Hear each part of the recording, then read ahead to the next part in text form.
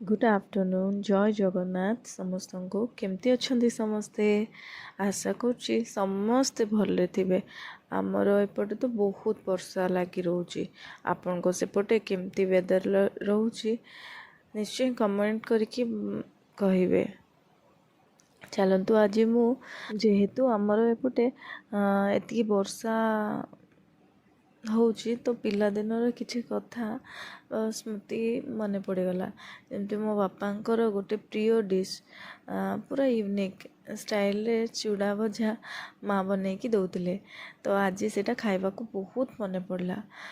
चलतु देखा यार प्रणाली केमती मुझे गोटे छोट गिनारे किसी चूड़ा नहीं टिके अदा प्याज दुईटा रसुण रसुण कोड़ रिफाइन ऑयल गोटे लंका छोट आलू गोटे किछि भृसुंगा पत्र गोटे स्मॉल टेबल स्पून गोलमर्च स्वाद अनुसार लुण और मिक्सचर एथिरे हल्दी किंबा अन्य मसला किछि पड़िबनी।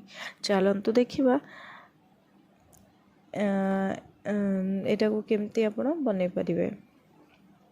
प्रथमे गोटे कढ़ई रे टिके तेल गरम करबा परे सेथिरे जो चूड़ा जतिकी परिमाण आपण नैचंती सेटा को भल भाबरे भाजी देबे। तापरे कढ़ई रे आउ किछि अल्प तेल नहीं प्रथमे ताकू भृसुंगा पत्र पकेबे तापरे अदा छेचा लंका रसुण को हल्का भाजी देबे। तापरे प्याज टिके पकेला परे सेथिरे कटा आलू को पकई देबे सेथिरे स्वाद अनुसार लुण और हल्का गोलमर्च गुंड पकेबे। तापरे आलू गुड़ाक भल भाव सिझिला परे सेठी जो प्रथमे भाजिथिबा चूड़ा को भल भाव मिसई देबे। भजा चूड़ा और आलू को मिक्सचर दे खाई परिबे। प्रस्तुत हो गला सुंदर अल्प समय भितर इवनिंग स्नैक्स।